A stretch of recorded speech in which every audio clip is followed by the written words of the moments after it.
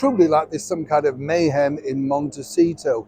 It had to happen, you know, because the bottom line is you get on so long, don't you? You enjoy that brand new life, the freedom, you know, you're free from all the shackles that allegedly you didn't like so much. We know this because Prince Harry has detailed it in vast detail in his book Spare. He pointed out that, you know, he didn't always feel he was valued, and more importantly, in recent times, having married, of course, Meghan Markle, he felt them as a duo were very much undervalued. But now things are changing. Let me explain. Hi, good morning. How are you? Nice to see you today. And as ever, thank you so much for joining me. Genuinely mean that. Whatever you're doing, do take care of yourselves. Yes, still not bright here. Apparently, you know, heat wave on the way and all that sort of stuff, you know. Tricky times, isn't it, you know? But of course, you can't blame the weather now, can you? Because everybody is not quite sure what's what with climate change. I know. And I'm glad you love the piece about, you know, life traveling too fast, by the way. I'm glad we all enjoyed that because I like to share that with you. I do genuinely think that at times. You just feel you're pushed along and you have no say in what you should be doing or how you should be doing it or how you should feel. It's always about you get on with it because we're telling you, you know. No, hold back. Stay in your own lane. Live in your own world. There's nothing wrong with that, is there? Absolutely. Now, what's interesting here about this particular story is time heals everything, does it not? But what really time does is create problems for you, because particularly if you've had a full and varied life, and particularly when you've been feted and adored and the world likes you. You find you go to another country and you're playing second fiddle to a former cable TV actress, but love is blind, as they say. Love also is a many splendid thing for certain people. But then, of course, you settle into a brand new life. You're the father of two, you've got some chickens and a few limes or oranges to juggle, and that seemingly is about your life. You're an executive producer in a forthcoming film, if that ever gets off the ground. And then, of course, you give impromptu speeches. And if you're very lucky, squeezing in on a picture alongside your wife with a Hollywood elite. That's exactly where you're at.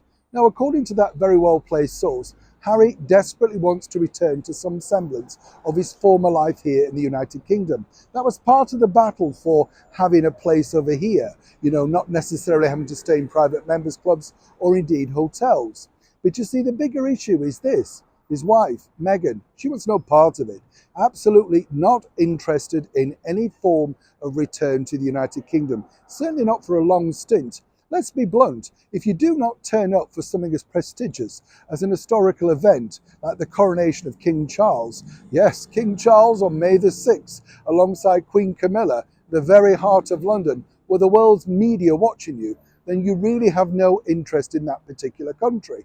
According to a very well-placed source, and as ever, I have to say allegedly, you know, there is fractions now because Harry's just bored. You know, Meghan's used to this sort of life of plotting, planning, and trying to make sort of sense of where she's trying to get in life. Harry's always had everything given to him on a plate, and basically whatever he wishes to do, he got. Now he literally is playing the house husband, and at points enjoys that part. But what I've been told is he wants to broaden his horizons, you know, not necessarily just have to wait for some big event to be seen. He feels at times that he's very cut off, doesn't have any friends to reconnect with, simply because he's cut off all those said friends. But as I say, the bigger problem now, and this is going to be a big problem, is that Meghan Markle has no desire for a UK return on a semi-permanent, even flying visit basis alongside him. This could start, of course, a very, shall we say, talkative period in their marriage, because if Harry, say, comes back over here to the United Kingdom for any length of time alone, then of course people will speculate exactly how well their marriage is faring. I'm not suggesting that for one moment, but it does happen to couples. What seems exciting, new, and of course, well, a brand new lifestyle, after a while you kind of think it's not necessarily all it's cracked up to be. And that's truly now what's happening in the world of the former royal known as Prince Harry. It is a developing story. When I know more, you'll know more. Neil Sean in the very heart of London.